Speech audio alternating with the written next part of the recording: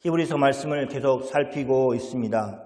성경이 말하고 있는 명령에 대해서, 특히 신약 성경에 나오는 명령에 대해서 살피면서 우리가 항상 그 명령에 대해서 전제가 있다는 것을 기억해야 합니다. 히브리서 4장 11절 말씀만 보더라도 그렇습니다. 한번 같이 읽겠습니다. 그러므로 우리가 저 안식에 들어가기를 힘쓸지니 이는 누구든지 저 순종하지 아니하는 본에 빠지지 않게 하려 함이라. 우리가 저 안식에 들어가기를 힘쓸지니 라고 했을 때 이 말씀은 우리가 안식에 들어가기를 힘쓰라는 것은, 그리고 그렇지 않으면 안식에 들어가지 못한다는 것을 말하고 있는 것이 아닙니다. 우리가 안식에 들어갈 사람들이라는 것을 전제하고 하는 말입니다. 그럼 어떤 사람들은 그렇게 들어갈 것인데 왜 힘써야 되느냐라고 질문을 할 것입니다. 우리에게 하나님이 이미 준비하여 주신 것이라면 우리가 어떤 노력을 하지 않아도 되는 것은 아니냐라고 물을 것입니다. 그 말은 어떤 면에서는 맞는 말입니다.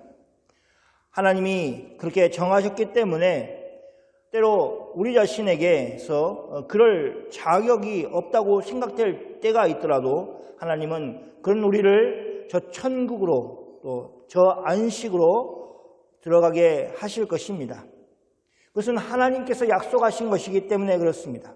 그리고 하나님은 반드시 그 약속을 이루실 능력과 의지가 계신 분이기 때문에 그렇습니다. 그럼에도 불구하고 우리에게 저 안식에 들어가기를 힘쓸지니 라고 하는 것은 그것이 이 땅에 사는 구원받은 성도가 살아야 할 삶의 자세이기 때문에 그렇습니다.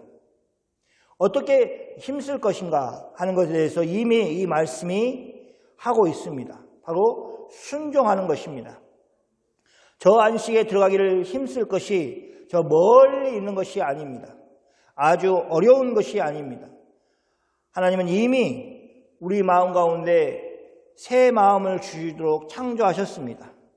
그래서 하나님께서 주신 그 마음으로 우리가 하나님께 순종하며 살도록, 그래서 그 일을 이루기를 원하시고 계십니다. 바로 이 11절 말씀을 가지고 온 것은 물론 지난 주일의 말씀을 다시 한번 상기시는 것도 있지만 이어서 나오는 말씀의 뜻이 무엇인지를 살피기 위해서입니다. 11절 말씀을 보면서 이는 누구든지 저 순종하지 아니하는 본에 빠지지 않게 하려 함이라고 말하고 있습니다. 이 말씀을 읽는 모든 사람들은 그렇게 순종해야지 하는 결단을 내릴 것입니다. 구약의 어리석은 이스라엘 백성들의 본을 따라서 사는 것이 아니라 이제 예수님을 믿는 사람들로서 우리가 순종의 삶을 살아야겠다라고 자연스럽게 그렇게 생각을 할 것입니다. 나는 과연 저 안식에 들어가기에 힘쓰는 삶을 살고 있는가 하고 우리 자신을 돌아보는 그런 기회가 될 것입니다. 이 말씀이 그렇게 해 주실 것입니다. 어떤 분들은 자신의 삶에 후한 점수를 주는 분들이 있습니다. 자신의 신앙에 대해서 그때는 내가 하나님의 말씀에 순종하지 못한 것은 사실은 이런저런 이유가 있었어. 아주 그것은 특별한 경우였고 나는 전체적으로는 하나님의 말씀에 순종하면서 살고 있어 라고 자신에게 후한 점수를 주면서 안심하는 사람들이 있습니다. 보통은 다 자신의 신앙에 대해서 후한 점수를 줍니다. 제가 어떻게 아느냐? 그렇게 하지 않은 분들은 다 기도의 자리에 나와서, 예배의 자리에 나와서 눈물을 흘리며 기도할 것입니다. 근데 그러지 않지 않습니까? 기도할 때 눈물을 흘리며 기도하는 분들은 마치 요즘에는 특별한 사람처럼 느껴지는 정도입니다. 그러니까 다 후한 점수를 주는 것입니다. 자신의 신앙에 대해서 아주 후하게 점수를 주고 있습니다. 저를 포함해서 그렇습니다. 물론 우리는 미워하는 사람에 대해서는 아주 엄한 잣대를 대고 그 사람이 얼마나 하나님 말씀에 쏟아나 있는가 하는 것을 예리하게 발견할 것입니다. 그러나 대체로는 자기 자신에게 후한 점수를 줍니다. 그런데 하나님은 어떤 평가를 하시겠습니까? 그것에 관해서 히브리서 4장 12절과 13절에서 말하고 있습니다. 살펴보겠습니다.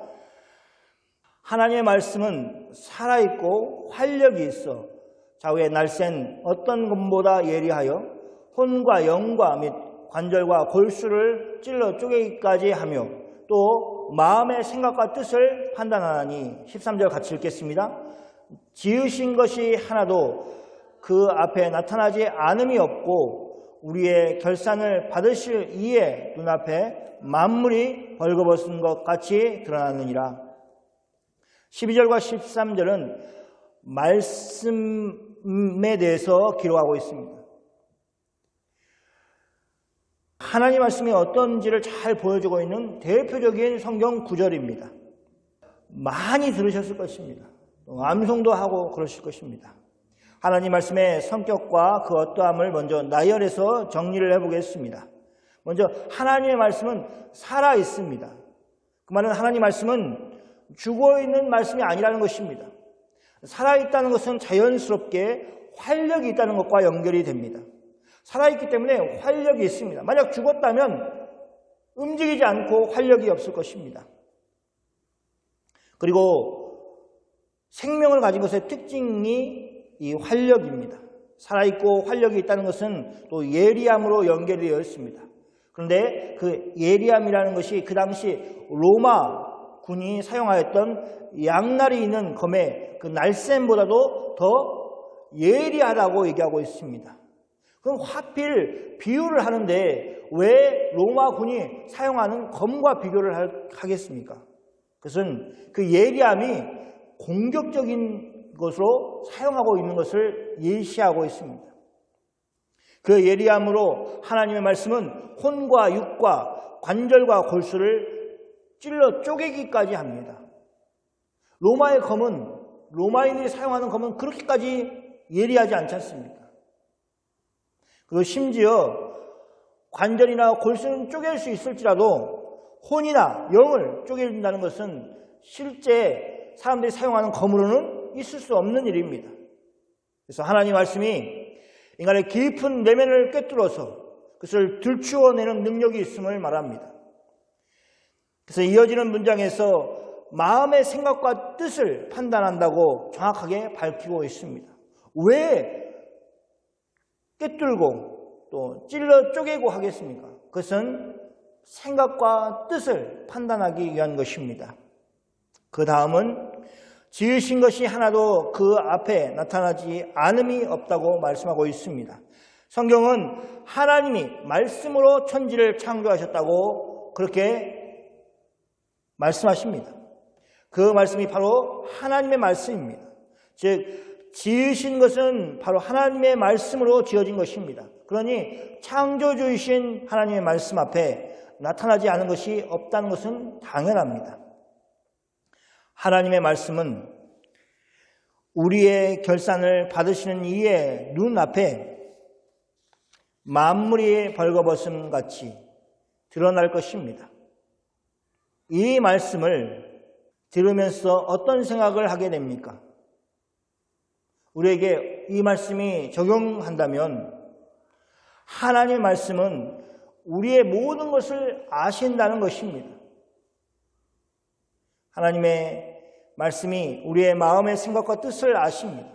아시는 정도로 끝나는 것이 아니라 판단을 하십니다. 바로 하나님의 말씀이 그 권한을 가지고 있습니다. 나타나지 않음이 없이 다 드러날 것입니다. 마음의 생각과 뜻이 판단하는 것뿐만 아니라 뜻을 판단하는 것뿐만 아니라 우리의 결산을 받으실 것과 연결이 되어 있습니다. 결산을 위하여 마음의 생각과 뜻을 아시고 아신 것뿐만 아니라 그것을 가지고 판단을 하시고 결산을 하시는 분이시라는 것입니다. 이 내용을 11절 말씀과 연결해서 살펴보면 어떻습니까? 우리에게 안식에 들어가기를 힘쓰라고 하신 말씀을 우리가 얼마나 잘 지키고 있는지 하나님의 말씀은 안다는 것입니다. 우리의 마음과 생각을 안다는 것입니다. 행동을 하는 것뿐만 아니라 우리의 마음과 생각과 뜻, 어떠한지를 하나님 말씀이 다 알고 계신다는 것입니다. 그러면 여러분은 어떤 생각이 드십니까? 하나님이 사람이 알지 못하는 그 모든 것을 알고 있다고 얘기하고 있습니다. 사람이 알지 못하는 우리의 거짓됨, 실패함, 이런 모든 것을 하나님 말씀이 다 알고 있는 것입니다. 잔뜩 겁을 먹고 있는 것도 다 아십니다. 이렇게 엉망인 우리의 모습과 생각과 뜻을 하나님의 말씀이 안다면 우리가 어떻게 하나님 앞에 나아갈 수 있겠습니까? 너무 부끄럽고 죄스러워 하나님 앞에 나아가는 것이 거의 불가능한 것과 같습니다.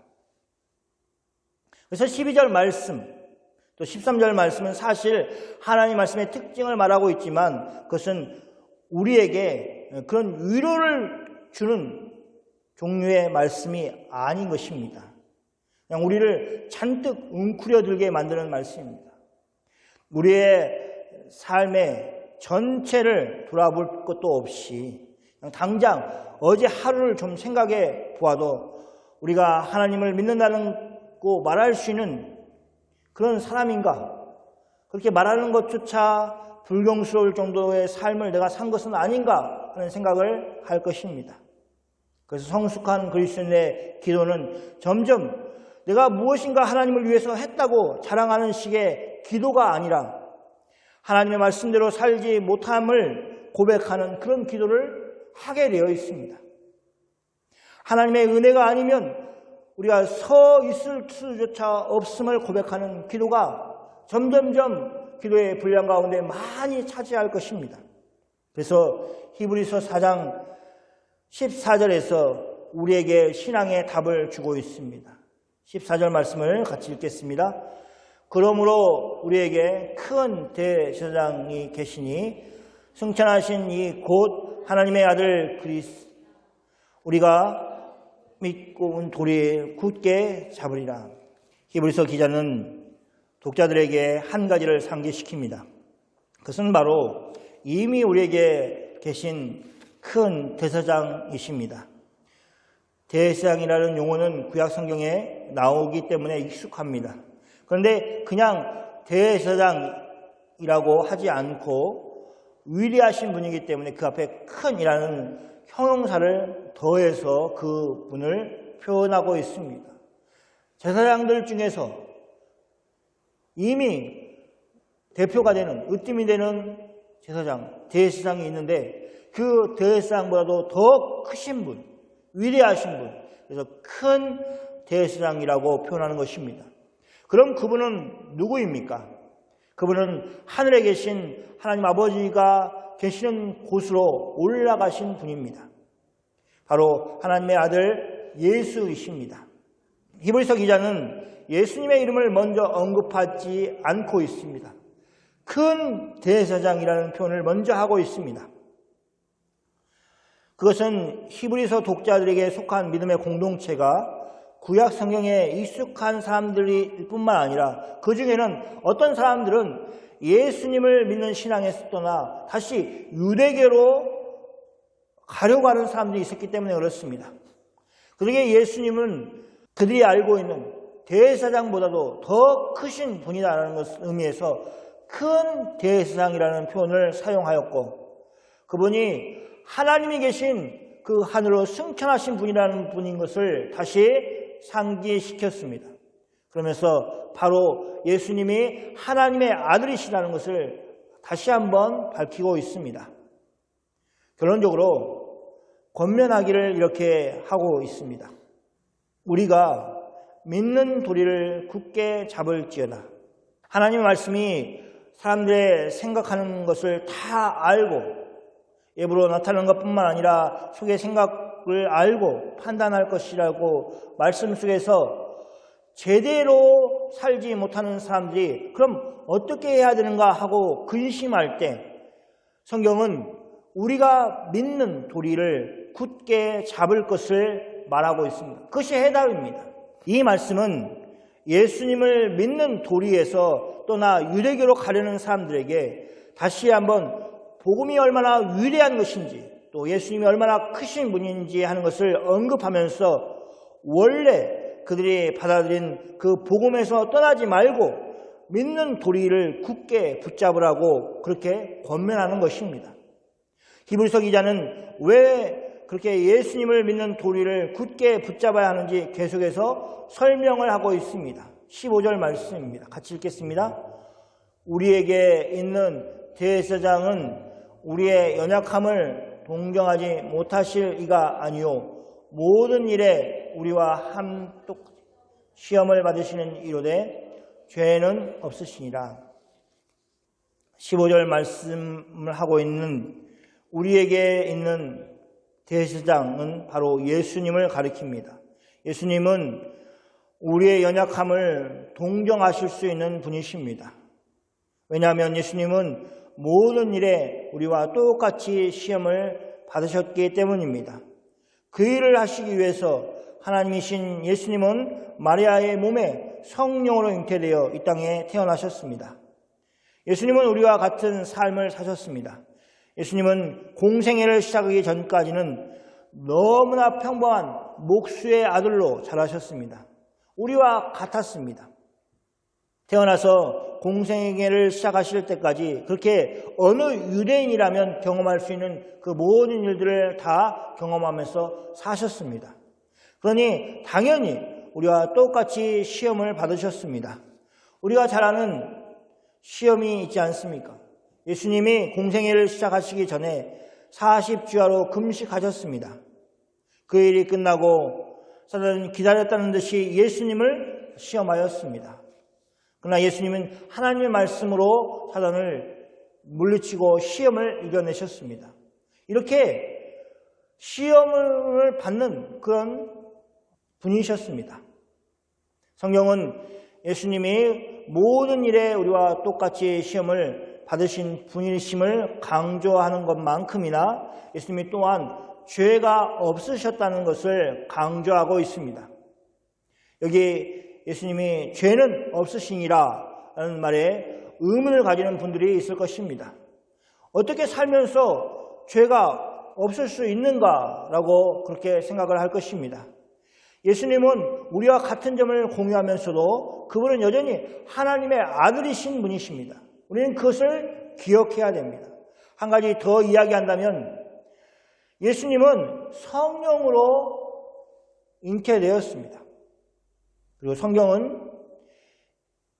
성경이 이야기하는 죄는 우리가 통상적으로 알고 있는 것과 다릅니다.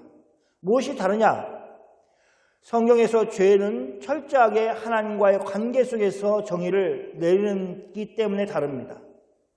그래서 세상 사람들이 말하는 죄와 성경이 얘기하는 죄는 틀린 것입니다. 세상 사람들에게는 죄가 되지 않는 것이 하나님에게는 또 성경에서는 죄가 된다고 밝히고 있습니다. 그래서 성경이 말하는 죄는 하나님과의 관계를 어그러뜨리는 것입니다. 그 관계가 손상이 된 것입니다.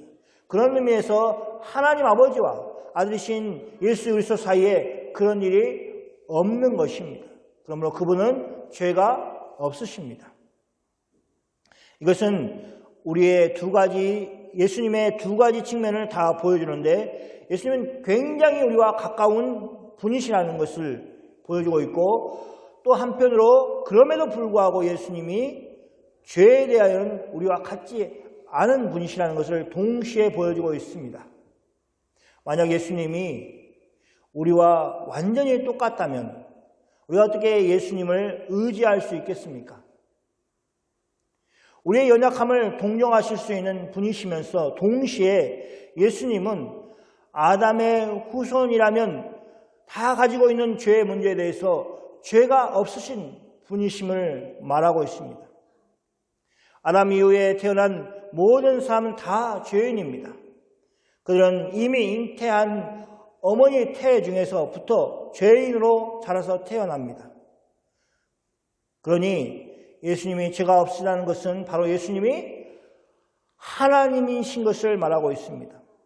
이렇게 예수님이 가지고 있는 두 가지 측면은 어떻게 우리에게 영향을 줍니까? 16절 말씀입니다. 같이 읽겠습니다.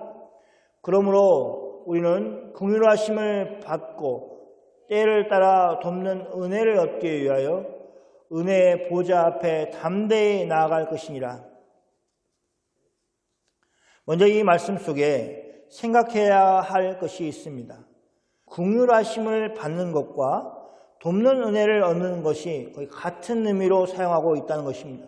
그렇게 본다면 우리가 때를 따라 은혜를 얻는 것은 그 바탕이 무엇이냐? 우리를 긍휼하게 여기심에 있다는 것입니다. 하나님의 은혜는 항상 그렇습니다. 그래서 상한 심령을 가지고 하나님 앞에 나아가는 사람이 복이 있습니다. 교만한 마음이나 자기를 자랑하는 마음으로 하나님을 기쁘시게 한 사람이 아무도 없습니다. 그건 불가능합니다. 하나님의 은혜로우신 손길을 기대할 수도 없습니다. 우리에게 베푸신 하나님의 은혜는 늘 하나님이 우리를 긍휼히 여기심으로부터 나온다는 것입니다. 히브리서 기자는 이렇게 긍휼하심을 받고 때를 따라 돕는 은혜를 얻기 위해서 우리가 해야 할 일이 있음을 밝히고 있습니다. 그것은 은혜의 보좌 앞에 담대히 나아가는 것입니다.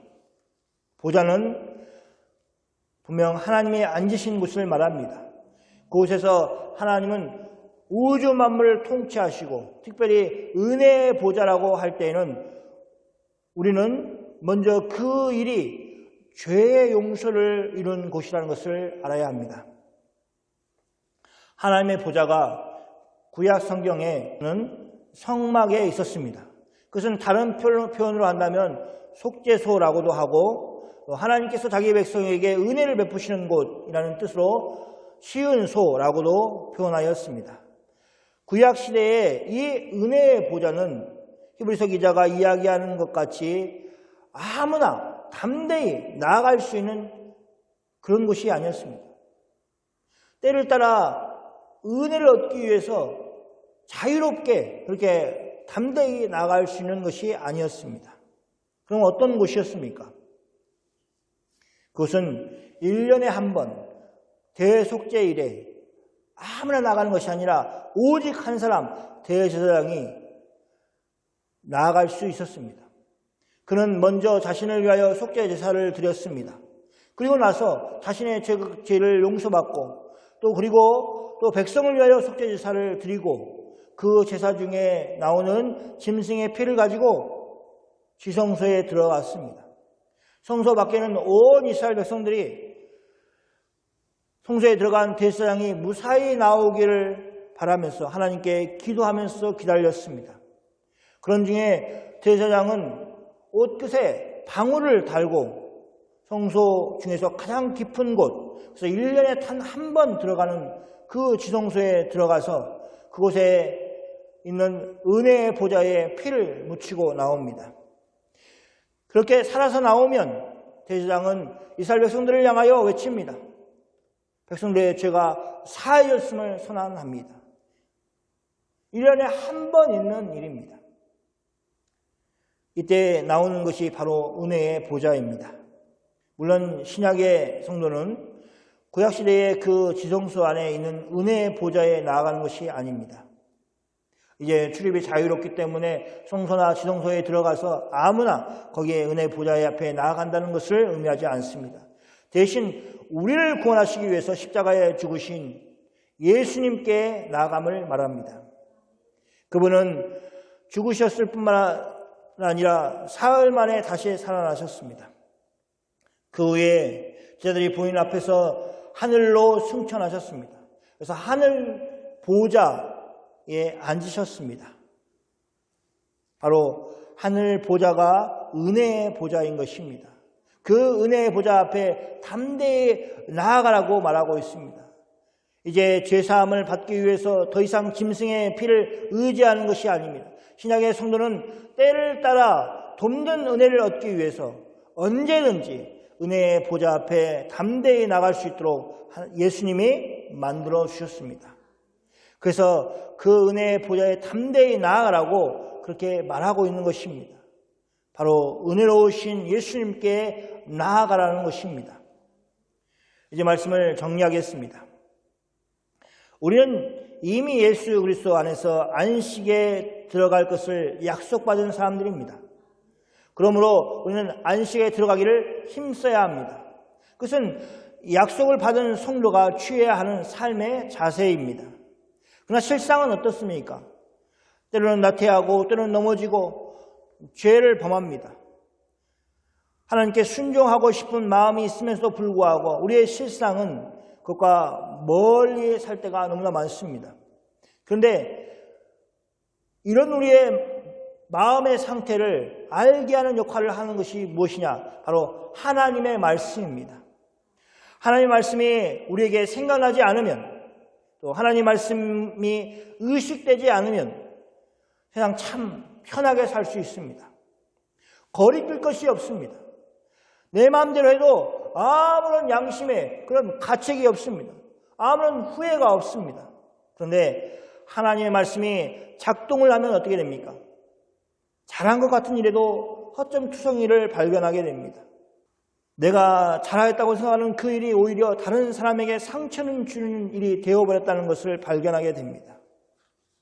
더 나아가서 남들이 칭찬하는 그 일을 하고도 우리는 속으로 우리 자신이 욕심을 부렸다는 것을 알게 되고 다른 사람들에게 내 자신을 뽐내기 위해서 했다는 것을 성경이, 하나님 말씀이 우리를 고발합니다. 하나님 말씀이 그런 역할을 하고 계십니다.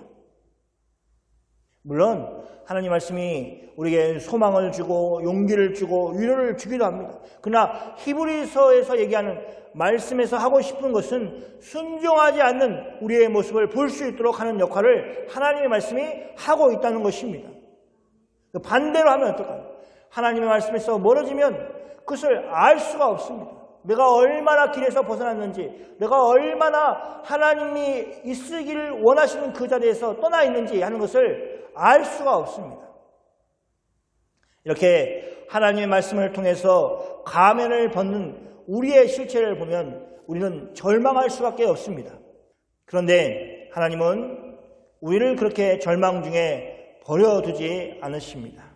하나님 아버지는 우리가 큰 제사장이신 예수님을 믿는 도리를 굳게 잡도록 하십니다. 그래서 우리가 하나님의 궁휼하심을 받고 때를 따라 돕는 은혜를 얻도록 하십니다. 그러기 위해서 우리는 은혜의 보호자이신 예수님께 담대히 나아가야 합니다. 그래서 자꾸 순종하지 못했던 우리의 죄를 용서받고 다시 안식에 들어가기를 힘쓰는 성도로서 하나님께 순종함을 살 수 있는 힘을 공급받아야 됩니다. 이 일은 성도의 삶입니다. 이것은 우리가 주님이 다시 오실 때까지 살아야 하는 삶의 원리입니다. 그러므로 지치지 말고 힘을 내시기 바랍니다. 우리에게는 우리를 구원하신 예수님이 계십니다. 그분이 여러분을 돕고 계십니다. 때를 따라 돕는 은혜를 공급해 주고 계십니다. 그래서 은혜의 보좌이신 예수님을 신뢰하십시오. 사랑하는 성도 여러분, 우리 눈앞에 낙심할 만한 일들이 참 많습니다. 그러나 그것보다 더 크신 대상이 우리에게 계십니다. 그분은 우리의 연약함을 아시고 긍휼을 베푸시는 분이십니다. 이 말씀이 여러분에게 큰 용기가 되기를 소원합니다. 개인 신앙생활에서 용기가 필요할 때, 주님이 주시는 은혜가 필요할 때마다 찾아 읽으면서 여러분이 믿는 예수님이 바로 이런 분이신 것을 확인하고 큰 위로와 용기를 얻으면서 신앙생활을 하기를 소원합니다. 주님은 여러분을 외면하지 않으시고 여러분의 은혜의 보좌이신 예수님께 나와서 구할 때 긍휼하심으로 은혜를 베풀어 주실 것입니다. 아멘. 기도하겠습니다.